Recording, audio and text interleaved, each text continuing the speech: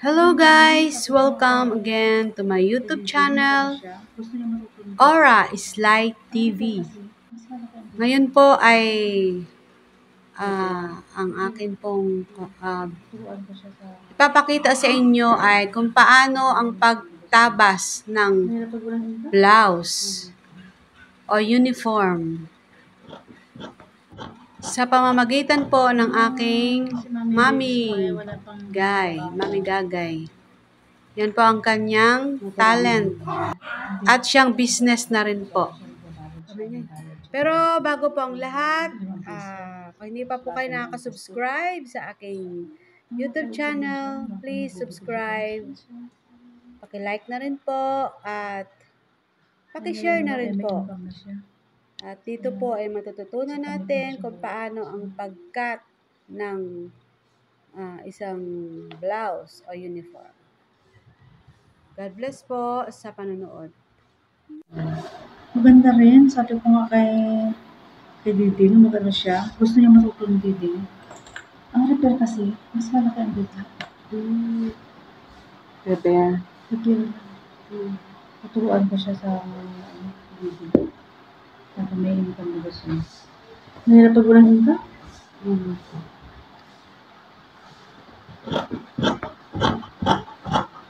Nung si Mami Babes mo ay wala pang trabaho, Naturuan niyo rin po siya. hindi.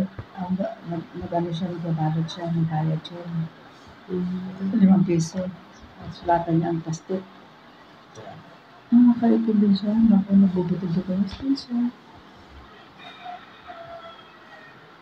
Ay ngayon naman ay may income na siya. Kaya saka may pension na rin po siya.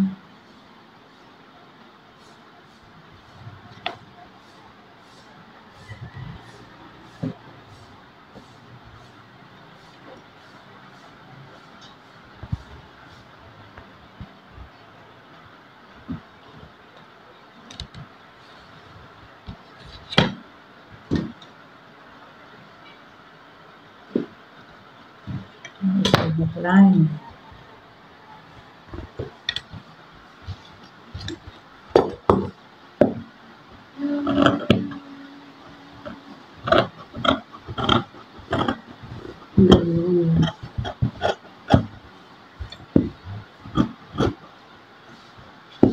Lagyan natin ng panda.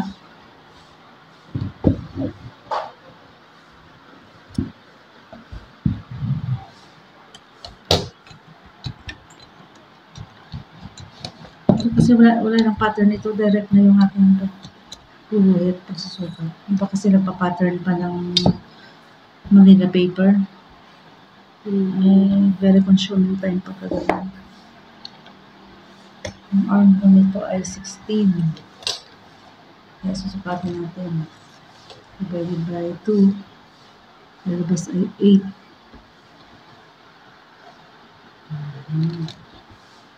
Check natin parang problema sa pagkakahit.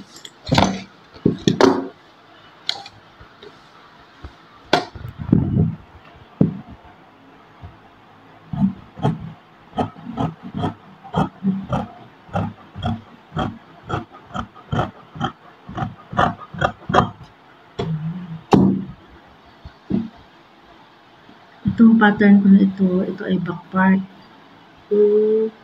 Sa likod ito. Tapos may mga tanda na rin ako nag-ulit dito.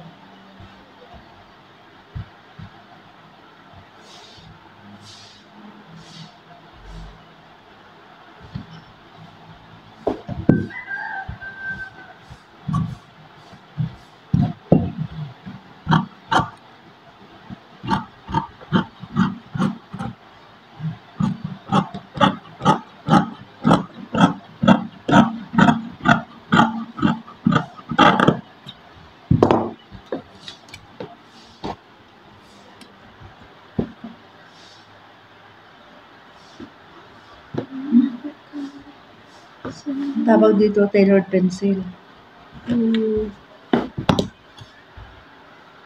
Yan pong, ito pong nasa ilalim, yan po ipangharap. One part. Tandaan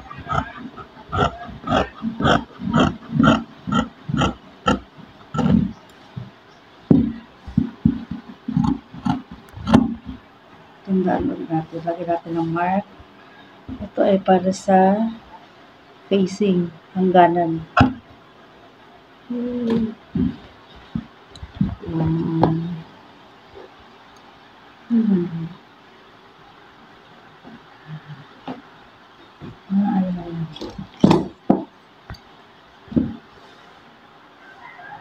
Ang korte.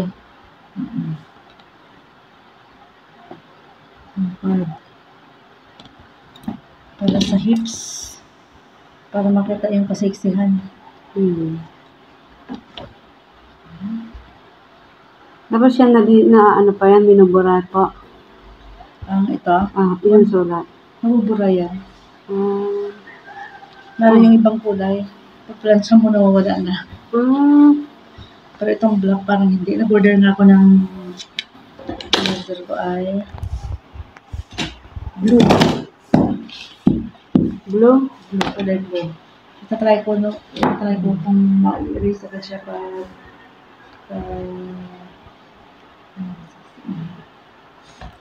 pag pinaransya mo. Kasi yung ibang kulay, yung kulay white, yung white ginagamit sa mga dark colors. Pag pinaransya mo, nawawala na. Ayun, di ba pa may orange din? Ang orange ay hindi raw i-erase. Hindi na yun. Kaya nagpalit ako, hindi na ako magamit ng ganun. Yung orange kasi hindi siya basta ma-erase. Pero sa laban, nakukuha siya.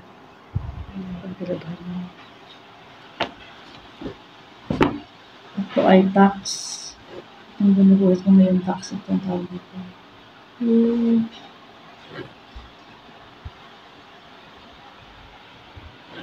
Ito na kasi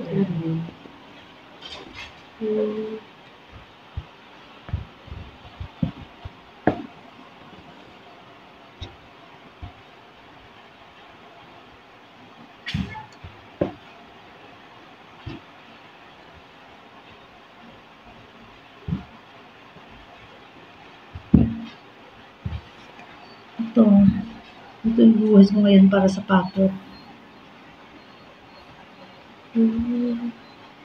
Iba siya.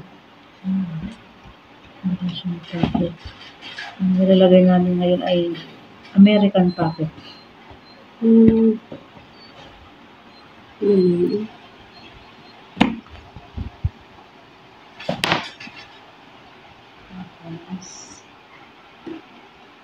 Ganyan ko ng mga pin.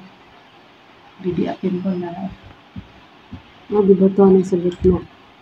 Dito ang pose. Ito, ang tawag dito sa ganito, facing ito. Facing. May mayroong mga blouse or dress na facing ay hindi diretsuhan.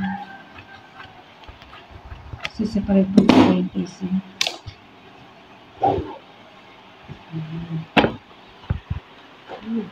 Nakaisa na uli.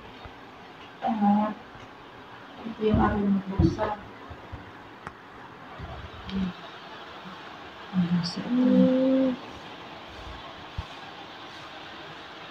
Itong isa naman, pangsingit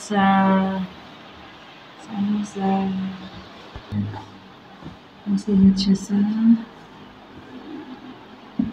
sa sleeve.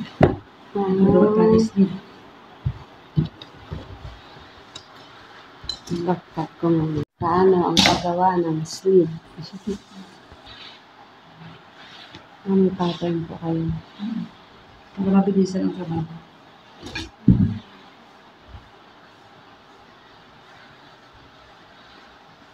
Sa mga may talent sa paggaganyan, mabilis natuto. Ito. Yung gustong-gusto talaga. May passion ka. Passion. Ito may 16 ito. Mabilis ang trabaho.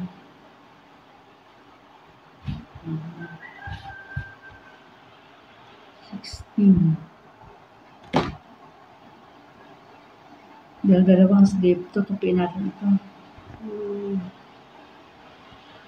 Left and right. Sleeve. Kaya natin ang pin para hindi siya tumakbo. Para pag ginupit mo ay pareho yung left and right.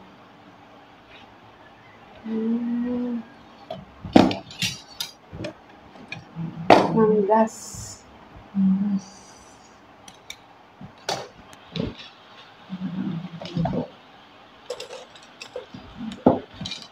Alin pa? Alin pa? Pencil?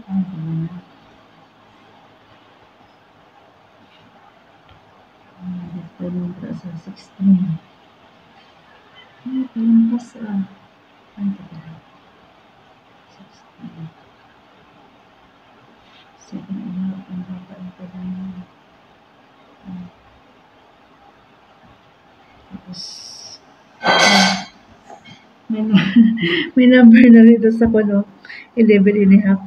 May number na yan yung arm opening. Laging kailangan guhit.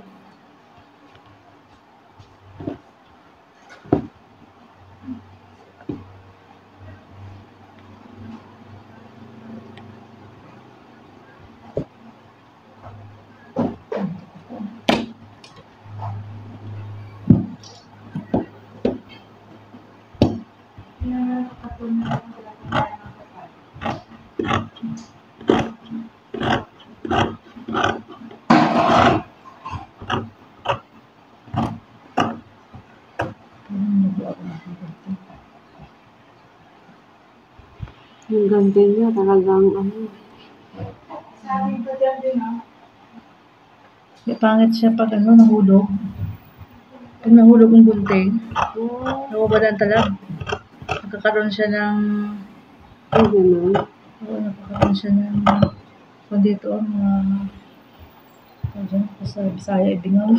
Alin pa? Ano nga yung... Pag walang ngipin, ang tawag gano'n, pag Bungi. nagkakaroon siya ng bungi. Pag nagkaroon ng bungi, ang hirap na ipipit. Nagbabranch siya. Kailangan ay wag mahulog. Pag mahulugan ang paa. Kung natusok ang paa, patay. Tattoos.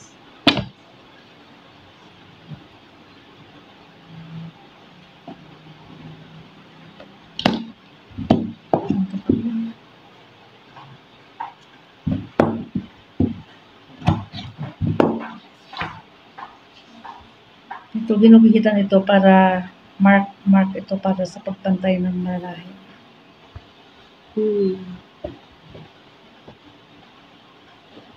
Ginugitan ito yung video niya, yung sa bakla. Ginugitan kasi ito mark din niya na yun yung center. Ito, ginugupitan din niya ng pinabawasan ito para huwag siyang kumulubot sa ito sa may arm. Kasi pag hindi mo binawasan yan, kulubot siya. Ito ay sa left and right. Hindi sila dito. Afterwards, ipupull mo na ito. Ipapasa mo na sa mga malahi. Nalagyan ng pangalan kasi baka magkabalik-balik ka din sa Sukat. yung kay Juana napunta kay Blessy. Kaya dapat may pangalan siya. Nalagyan natin ng pangalan.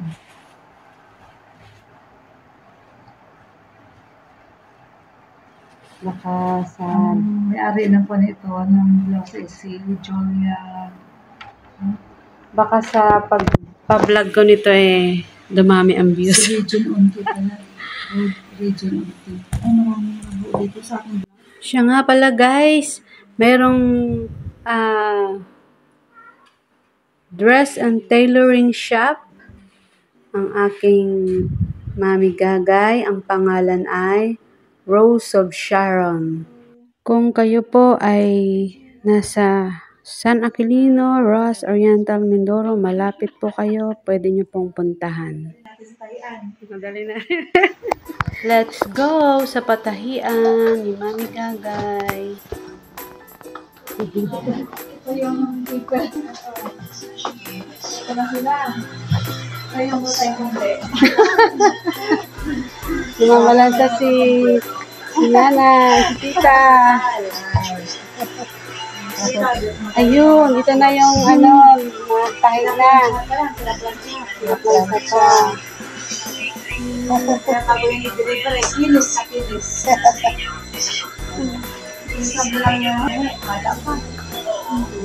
Dalaga po yan, naghanap ng magiging asawa.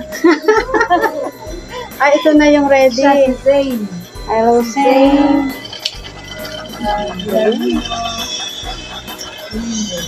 Itong tahi niya. Ito ng ready-made na na blouse. Galing. Tapos na ready to deliver. Dun sa naghanap. Ito pang babae, ito pang lalaki. Ayos. Dito. Galing, yung mga talent sa pananahi.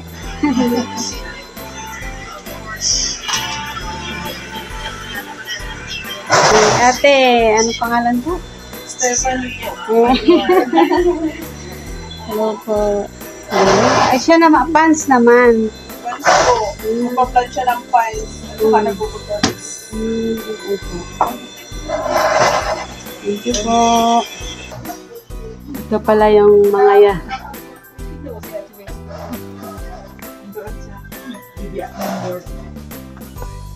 mga finished product. Ito mga ano po, mami, gawa dun nyo din? Repair. Ayan, pants. Sa babae, pants. Pants din po sa babae. Kaya pants kasi para komportable sa mga babae. Uniform po yon ng estudyante. Uniform siya ng senior high school. Okay. Dati palda na maigsi. Masapit ito ang School. principal. Ang principal.